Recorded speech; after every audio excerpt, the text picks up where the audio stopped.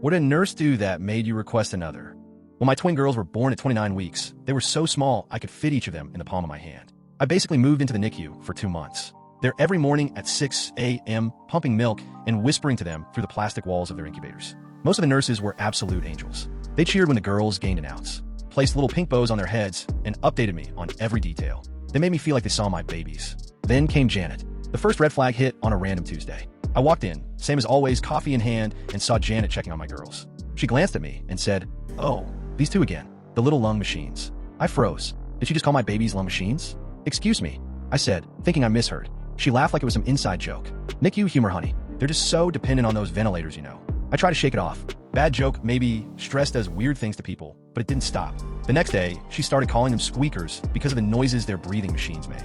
Then it became half-baked because they were born early. I tried to ignore it, tried to focus on the girls, but it was what she said to another nurse that cracked me.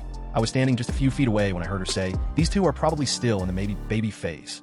I stepped closer. "Maybe baby?" My voice was barely steady. She gave a shrug like it was nothing. "Well, you know how it is with preemies.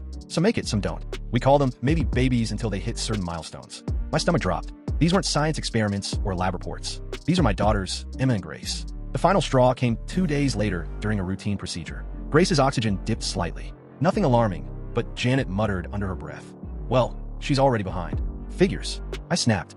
Behind what? Janet didn't even blink. Development, honey. Some of these early ones just can't keep up. Then she adjusted Grace's IV like she was twisting a knob on a broken toy. Gotta toughen up if you want to survive NICU life. That night, I couldn't sleep, tossed and turned, and kept replaying her words in my head. So I showed up early the next morning, 5:30 a.m., hoping I'd beat her to the unit. But there she was. I caught her mid-convo with another set of parents near the sinks. She was pointing across the NICU.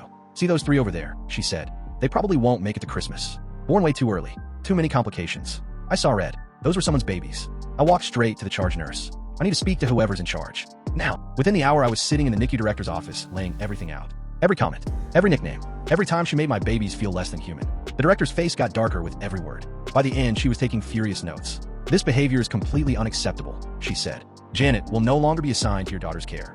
The next morning, we met Rebecca. She walked up to the incubators and said, "Good morning, Emma." "Good morning, Grace. Your mom's here." She knew their names. She placed fresh pink bows on their heads and whispered, "You're gonna be just fine, sweet girls." 3 months later, Emma and Grace came home. They're 2 years old now, healthy, loud, and running around like twin tornadoes.